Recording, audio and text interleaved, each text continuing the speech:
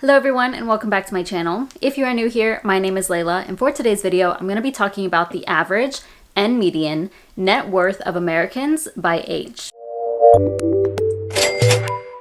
In order to calculate your net worth, you're going to subtract your liabilities. So this is anything that you owe money on, your debts. This could be your car loan, your student loan, credit card debt, your mortgage, etc. Subtract the total of all of your liabilities from your assets. And your assets are things in your life that have value or that you own. So this would be your 401k, your Roth IRA, all of your savings, CD accounts, the value of your car, the value of your home, and so on. So again, you're adding up all of your assets, subtracting all of your liabilities, and that is your net worth. When it comes to tracking this number, it's very normal for people to do different things. So personally, I don't count the value of my car as an asset. I don't count the value of anything that I physically own as an asset, but I do of course count my investment accounts, my savings accounts, my checking accounts, and that's just personal preference. Another thing that may vary from person to person is how often they are tracking their net worth.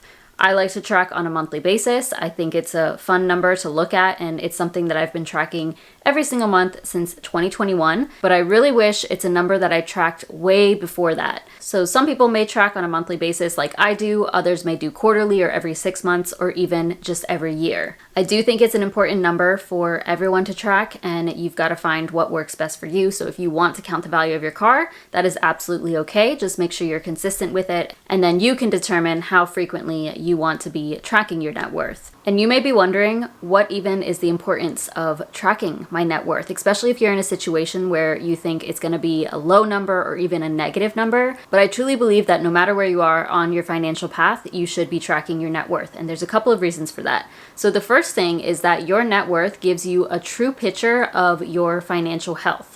There could be an individual who has all of these nice clothes, all these nice shoes, they have a really big fancy house, they have 6 cars, but what you're not seeing are the debts that that person owes. So sure, they may have these cars and this really nice house, but you're not seeing those car payments, how much they owe on every single car, the mortgage, what their mortgage payment is on a monthly basis. So that person may look like a really wealthy individual, but if we actually calculate out their net worth, things could be completely different. Another reason why it's important to track your net worth is so that you have that historical data and you can see the progress that you make year over year and even decade over decade eventually. As I said before, my net worth is something that I started tracking in 2021, but I wish I was tracking well before that because I just wish I had those numbers, because when I look now at my growth from 2021 to 2024, it is incredible to see. I went from, well into the negatives, and now I'm over 6 figures of a net worth. And as I've gotten more involved with my finances and excited about finances and have enjoyed tracking these numbers, I just wish I had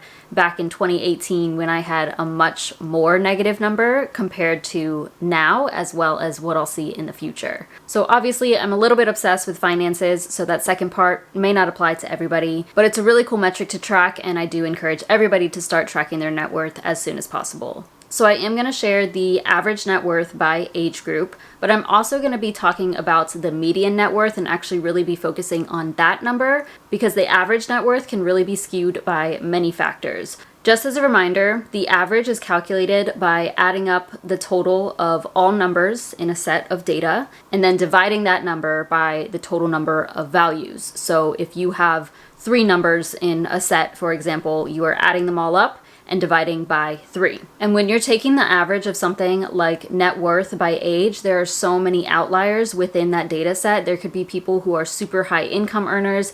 They could have a net worth of, $5 million at the age of 25, and that's skewing the data tremendously. There are people who could inherit money. It depends by location. There's so many factors that could play a part in that. So the median number, which is the exact middle point of a set of numbers, is a more accurate number to look at when comparing net worth by age. Now, at first I was going to share the data from the Federal Reserve Survey, which is definitely probably one of the most accurate pictures of finances, but I didn't love how they broke down the age group. So I will pop that up on the screen now and you can see what that looks like. But they start with less than 35. They don't even have anything for specific to the 20s. But if we're comparing the financial situation of somebody at 21 or 22 to a 34-year-old, that's just too large of an age gap in my opinion. So I'll have those numbers up, but I'm going to actually look at the numbers from Empower. They break down the average and median net worth by decade. I mean, even comparing a whole decade, there can be a lot of variety in that. When you compare what your life looked like at 21 or 22 compared to 29, things look much different. There are a lot of changes throughout a decade, but this is what we're working with. So starting with net worth for those in their 20s, the average is $106,601.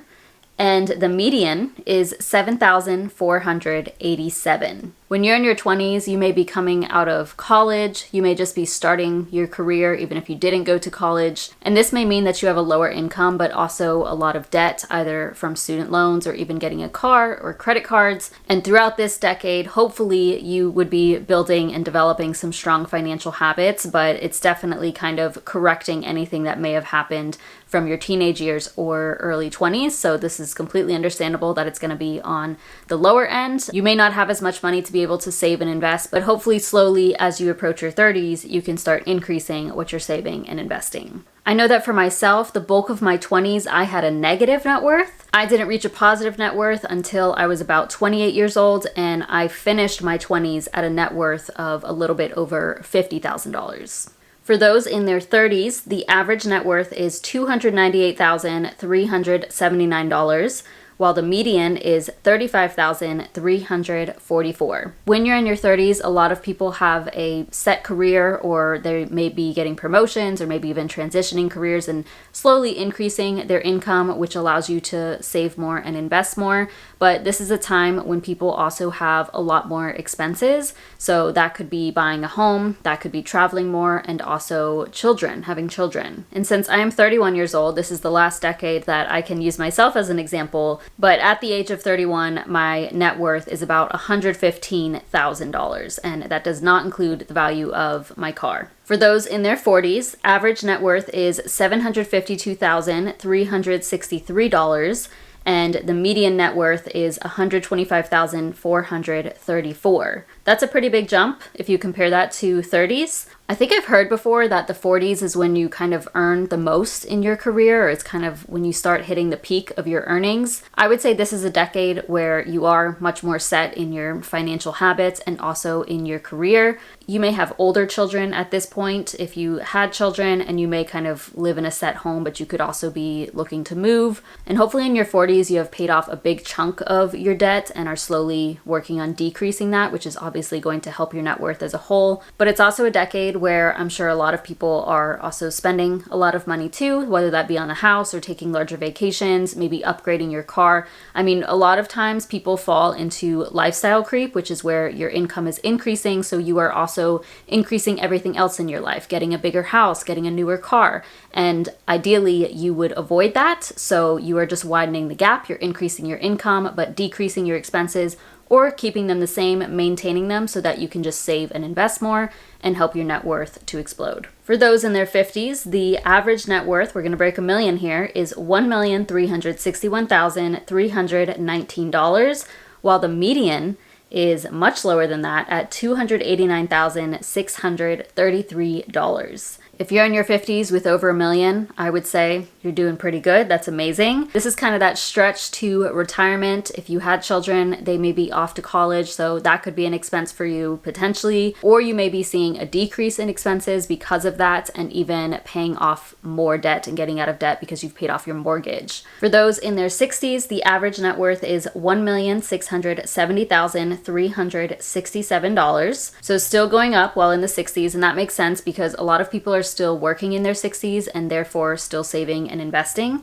The median net worth is $445,422. Traditional retirement age in America is 65 to 67, but for so many people, they continue to work beyond that age, either out of necessity or because they just want to. Now, for the next 3 decades, we're going to see the numbers decrease, which makes sense. So for those in their 70s, average net worth is $1,605,372. So a little bit of a decrease compared to the average for those in their 60s. Median net worth for those in their 70s, $371,626. And this is probably because a lot of people stop working by the time they're in their 70s. So that means they are slowing down on saving and investing or stopping altogether. And they may be using some of their retirement funds to live. And I would say the same going into the 80s. So for those in their 80s, the average net worth is $1,490,148, while the median is $340,615. And then for those in their 90s, the average net worth is $1,294,125, while the median is $297,499. So what do these numbers mean for you? Honestly, I would say do not worry about these numbers. These are just numbers to look at, data to look at, which is just capturing what the average net worth is by age. But if you're watching this and you're in an age group and you have a lower net worth than the numbers that I went through, or if you have a higher net worth, it doesn't matter. It doesn't matter. That's great if you're higher, but if you're lower, that's absolutely okay. The most important thing is that you are focusing on yourself and you are working to increase your income. You are working to save more, to invest more, making sure you're making smart financial decisions, and your net worth will naturally increase with time. So no matter what, the more money you have saved, the more money you have invested, with time, the value of your assets will increase. And as I said before, the important thing is widening the gap between your expenses as well as your income. So if you can work on increasing your income, decreasing your expenses, or maintaining those expenses, then you can continue to save more, you can continue to invest more. Of course, inflation's always going to be a factor, the economy, your health, all of these things are going to factor into your net worth and everybody as an individual. But by being aware of your financial habits and your financial situation, you can continue to progress. And even if it's just a little bit right now, you can work on increasing how much you're saving and investing year over year. And it is so much better to have something saved and invested versus nothing. So the sooner you start, the better. Like they always say, the best time to plant a tree was, 20 years ago, but the next best time is today. So if you're watching this, I would love to know your age and your current net worth, or even how you've progressed over the last few years or even the last few decades, depending on your age. But thank you so much for watching. Please give this video a thumbs up, subscribe if you haven't already, and I'll see you in my next one.